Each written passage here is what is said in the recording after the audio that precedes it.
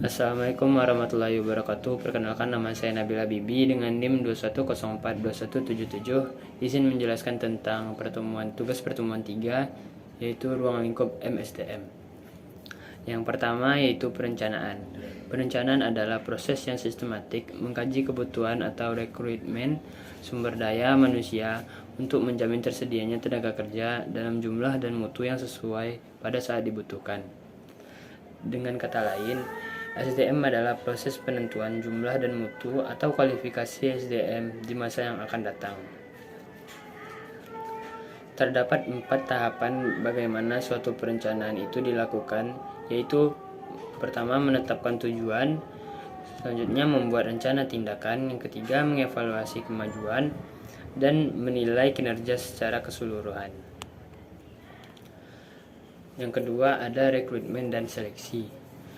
Proses yang dilaksanakan untuk penilaian kepada calon karyawan atau pegawai dilihat dari kemampuan yang dimiliki, apakah layak atau tidaknya.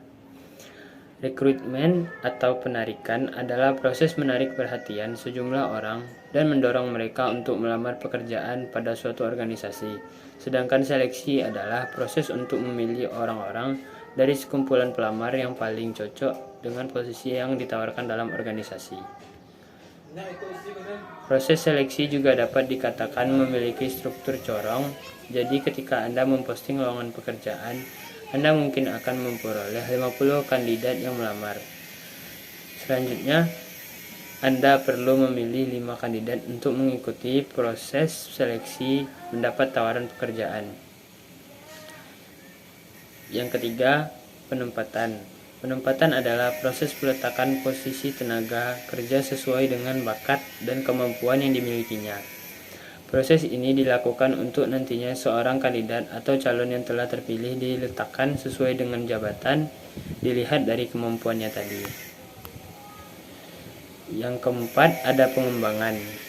Pengembangan mengacu pada semua upaya yang diperlukan demi meningkatkan efektivitas pribadi, tim, dan organisasi. Salah satu aspek dalam fungsi manajemen sumber daya manusia tersebut adalah pengembangan bakat. Hal ini dilakukan dengan melibatkan penyelarasan antara skill karyawan dengan kebutuhan perusahaan. Yang kelima ada manajemen kinerja. Proses di dalamnya terdapat bagaimana cara kerja seseorang, penilaian dari pekerjaannya, hingga penyesuaian terhadap kinerja yang dilakukannya sekarang. Manajemen kinerja bertugas memeriksa dan menganalisis kinerja karyawan. Biasanya eksekutif perlu menilai ulang desain sistem dan praktik manajemen kinerja untuk memasukkan unsur seperti umpan balik berkelanjutan, penetapan tujuan, dan komunikasi sebagai prioritas.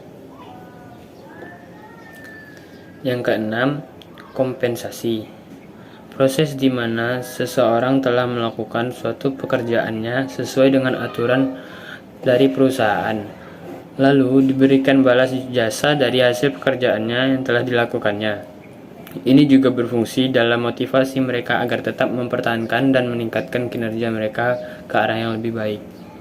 Selain itu, manajemen sumber daya manusia memiliki fungsi untuk menentukan pembayaran berbagai jenis pekerjaan dan kompensasi seperti insentif, bonus, dan manfaat yang terkait fungsi pekerjaan.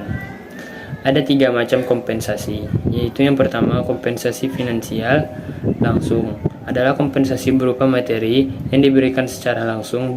Beberapa contohnya antara lain yaitu gaji pokok, upah pokok, insentif, bayaran prestasi, atau bayaran tertangguh.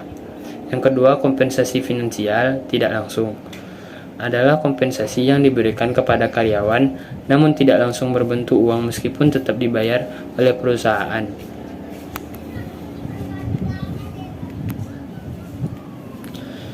Yang ketujuh, pemberhentian.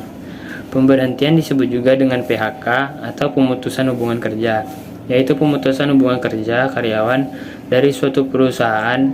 Hal tersebut dikarenakan suatu hal tertentu yang mengakibatkan berakhirnya hak dan kewajiban antar pekerja dan pengusaha seperti habisnya masa kontrak kerja, pelanggaran, pensiun, dan lain-lain. Sekian yang dapat saya sampaikan, lebih dan kurang mohon maaf. Terima kasih. Assalamualaikum warahmatullahi wabarakatuh.